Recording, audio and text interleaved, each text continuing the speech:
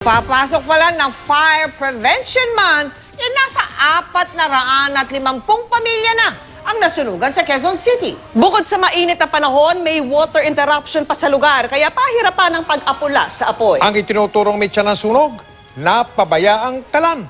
Mula sa Quezon City, nakatutukuan si Oscar Oida. Oscar.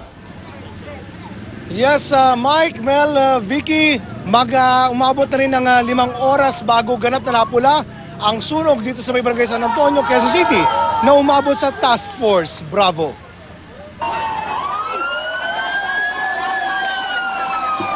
Papalapit pa lang kami sa nasusunog na bahagi ng West Riverside sa barangay San Antonio, Quezon City. Nangangalit na apoy na may mayat-mayang pagsabog na ang sumalubong sa amin.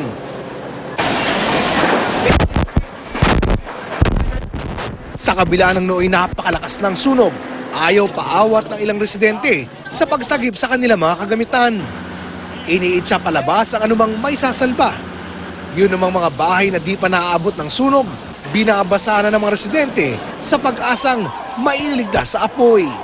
Naging mabilis ang pagkalat ng apoy, inabot pa ang isang warehouse ng mga sofa sa lugar. Wala akong alam eh. Basta nabigla lang ako. Yun lang. Pagbalik ko, nasusunog na.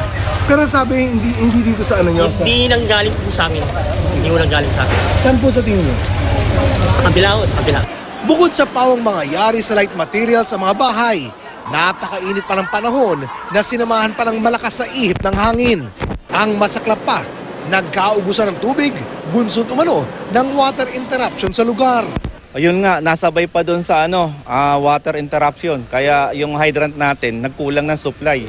Kahit anong tawag namin para dagdagan po ng pressure, talaga pong kulang. Hanggang ngayon po, kulang pa rin po yung pressure ng hydrant po natin.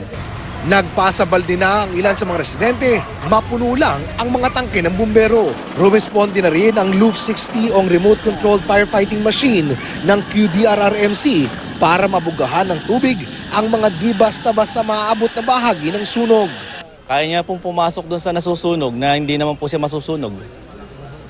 Kaya pong gamitin siya, pumasok siya doon, mag-penetrate. Kaya hindi na gagamitan ng tao, control na lang yung gagamitin. Sa kabuuan, aabot sa mahigit 50 truck ng bumbero ang rumisponde para labanan ng apoy na umabot sa Task Force Bravo ang alarma at naideklarang under control pasado alas 10 ng hapon. Sa investigasyon ng mga bumbero, nagsimula raw ang apoy sa isang napabayaang kalan.